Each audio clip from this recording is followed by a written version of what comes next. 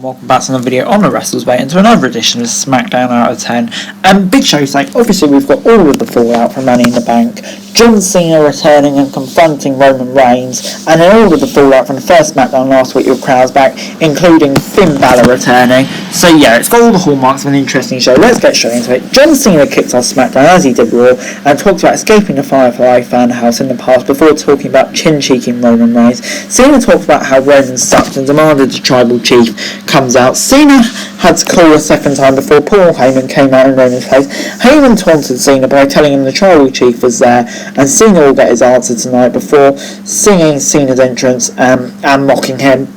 Yeah, just a classic John Cena promo to start the show. Obviously, this is all going to build up over numerous weeks, but yeah, this is fine. Then we moved on to Finn Balor versus Sami Zayn. Balor's first match back. Balor was hit with some early submission moves, but Sami unloaded on him outside the ring. Balor managed to take out control and send Zayn out for a big dive. Back on SmackDown after the break, Sami hit a DDT and went for the Helluva kick. However, Sami came with a Michinoku driver. Balor averted it and hit the coup de grace for the quick win.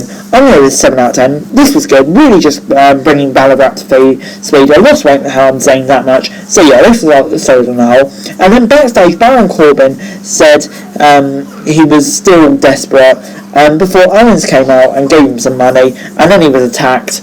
But yeah, it kind of looks like Corbin and Owens could be forming a mini alliance. Anyway, before Big E was out next, and the crowd chanted, "You deserve it," after winning the briefcase. Apollo Crews and Aziz hit him before the Dirty Dog showed up. Nakamura and Boogs were next out before being joined by Cesaro. E, Rude, Cesaro and Nakamura all wanted to show the title. Nakamura, E and Cesaro teamed up and a brawl broke out as they sent Apollo and the Dogs outside. Cesaro even got some swings in on Apollo before we headed for the break. Yeah, this was all okay. I'm not sure why Big E's going for the IC title as he's now Mr. Money in the Bank. But yeah, on the whole, this was all okay. And Corbin and Owens, kind of interested to see where that goes, to be honest. He was then at SmackDown from the Rolling Loud Festival in Miami, where Angelo Dawkins was taking on Chad Gable. Otis ran a distraction right away, letting Gable get the upper hand, and Dawkins managed to turn things around. Gable got some chops in on Dawkins before hitting a top table clothesline for a near fall. Gable hit a German suplex for another near fall before missing a top rope moonsault and took a splash in the corner. Gable was planted with the anointment, letting Dawkins pit up the win. I'm going to 6 out of 10. It was an okay match, but on the whole it was just great to see something different. The festival, the crowd was absolutely rocking. Good to see Wale on SmackDown. On the whole, I would say this is a pretty decent success, and that wasn't our last match there because Bianca Belair was taking on Carmella for the SmackDown Women's Championship. Belair got the early advantage and sent Carmella to the apron before taking Tilda Wilkes head scissors. Belair hit a shoulder tackle before countering the crossbody with a full waist slam. Belair hit a handspring moonsault for a near fall before Mella went for the kick, but missed. Belair then got the KOD, picking out for the easy win.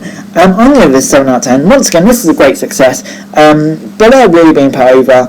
And the crowd was absolutely rocking, no pun intended. Before backstage, KO was watching Noxie and Shotzi pick his tank, and then he was being kind to Corbin again.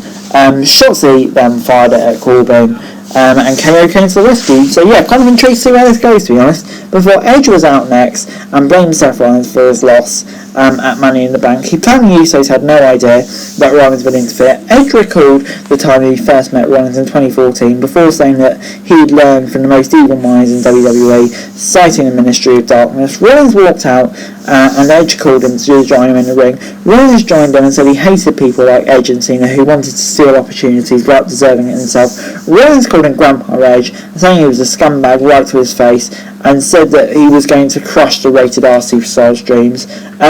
Rollins then said that people only remember what Edge has done before he retired. The crowd booed. Rollins said that before he would pull the trigger, he wouldn't hesitate. Edge then attacked Rollins, and a brawl broke out with Edge being on control and Rollins freeing the ring. All I'm going to say is freaking give me Edge versus Seth Rollins. The program is okay, but I just want that match, baby. Next up was Toni Storm versus Zelina Vega. Zelina got taken down by the newcomer pretty much straight away. Storm hit a huge headbutt before both women went down and Toni got German suplex for a near fall. Vega was sitting up the finish and tore off Storm's belt. Toni got the Storm one and picked up the big win on her debut. 6 out of 10. Really enjoyed the Toni Sterling bit. She looks like she's going to be a star, but Zelina Vega, I'm kind of questioning why they brought her back in the first place, to be honest. I'm watching Andrade in AEW and thinking that he really needs Zelina Vega while she's just doing this. Yeah, it just kind of leaves a bit of doubt in my mind, to be honest. It was Dominic Mysterio versus Jimmy Uso.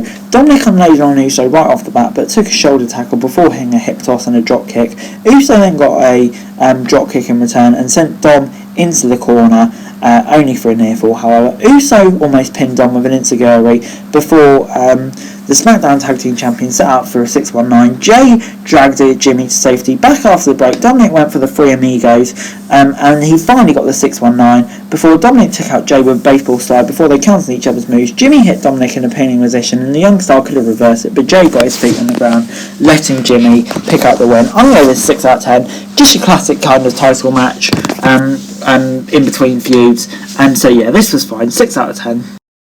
Roman Reigns was out after the match as he celebrated with the Usos and stood on the stage with Heyman holding his title belt before heading to the ring to talk about Cena's SummerSlam challenge for the Universal title. Roman was being booed by the crowd and demanded that he was acknowledged. Reigns made fun of Cena for having the same gimmick and promo since 2005. Reigns said we weren't going to see Cena at SummerSlam because Roman's answer to him was a big no. Balor walked out with X. Roman laughed it off, but the crowd was all for it. He talked to Heyman for a bit before the crowd started going nuts. Roman surveyed the challenge and decided to accept the challenge before SmackDown went off air.